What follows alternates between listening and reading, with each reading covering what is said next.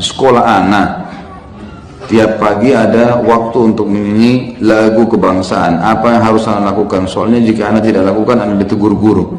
Tak usah ikut. Saran saya nggak usah ikut. Masa dia mulut kita sendiri.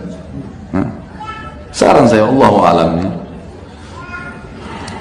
Tentu ini bukan berarti kita melarang kita, tapi saya membahas. Kalau saran saya akan ditanya. Kalau saya nggak usah ikut lah. Gitu.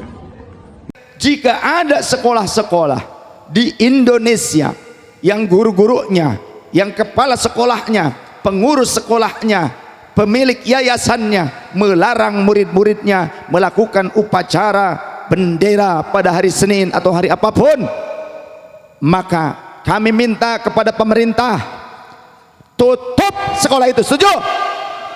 Tutup, segel, ambil alih, pindahkan murid-muridnya ke sekolah-sekolah negeri supaya menjadi anak-anak yang cinta tanah air Indonesia. NKRI.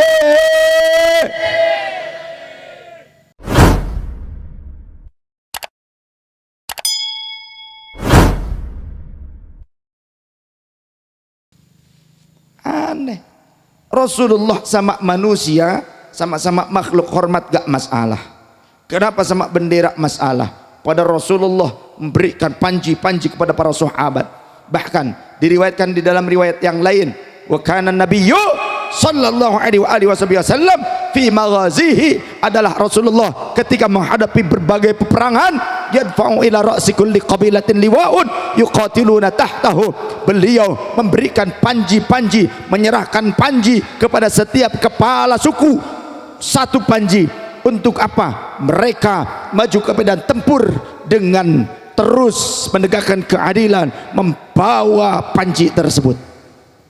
Lihat kitab Fathul Bari juz ke-6 halaman 127. Tentang hadis tadi Rasulullah menghormat kepada kaum wanita, ada di dalam Sunan At-Tirmidzi, juga di dalam riwayat Imam Ahmad bin Hambal, nomor hadis 27.589. Ada. Jadi jelas ini dasar hukumnya. Kemudian sahabat-sahabatku yang dirahmati Allah Subhanahu wa taala, jika kita merujuk kepada ulama, Syekh Atiyah Sakar, beliau adalah orang yang pernah menjabat sebagai Rais Majlisul Ifta fil Qahirah di Mesir, sebagai pimpinan majelis fatwa, hakim agama negara Mesir, gitulah gampangannya ya, hakim agama negara Mesir. Beliau menyatakan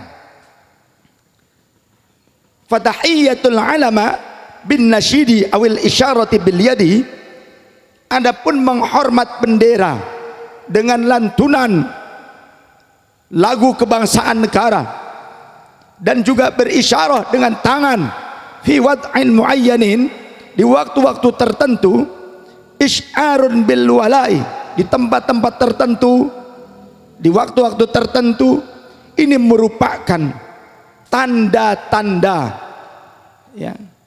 Ini merupakan tanda daripada pengakuan kita, khidmat kita lil watani, terhadap negeri. Pengakuan kita terhadap negara ditunjukkan dengan hal seperti ini.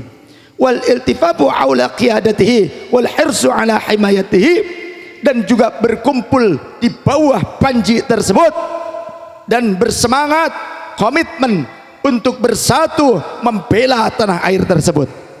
Itu maknanya kita menghormat bendera, melantunkan lagu kebangsaannya. Ini pada dasarnya merupakan simbol di mana kita berkomitmen membela tanah air kita.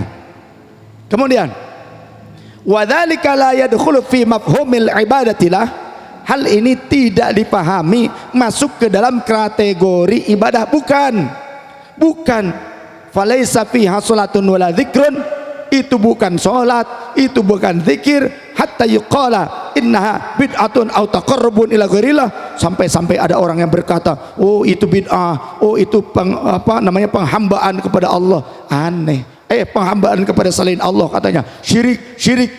Ada yang bilang begitu. Itu orang yang kurang piknik, makanya piknik ke Mesir, cari onta, tanya sama onta di sana. Piknik makannya. Kemudian ada seorang ulama juga di Aljazair, seorang pimpinan majelis fatwa di negara Aljazair, negara Islam semuanya. Mesir negara Islam, Aljazair negara Islam. Siapa namanya? Syekh Abdurrahman Syaiban. Beliau menyatakan annal qawla bi'adabin jawazil istima'i ila nasyidil watani awil wuqufi lahu amrun ghairu muassasin diniyan.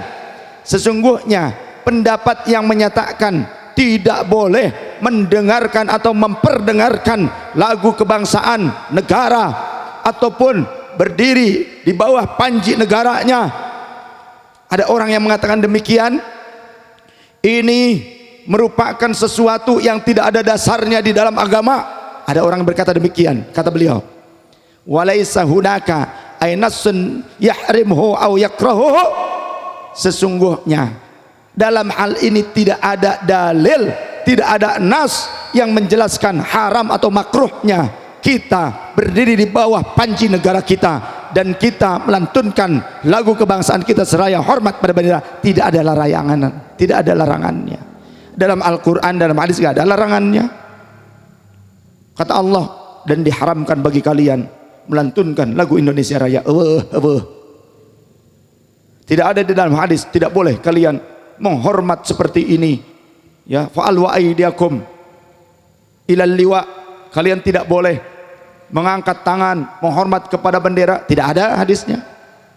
Mereka yang melarang itu menggunakan dalil, siapa orang yang beramal man amila ya, fi amrina hadza, siapa orang yang beramal di dalam urusan kami ini, yakni dalam agama Islam, tanpa ada dasar hukum, yang tidak ada perintahnya dari kami, fahuwa ruddun, maka ia tertolak.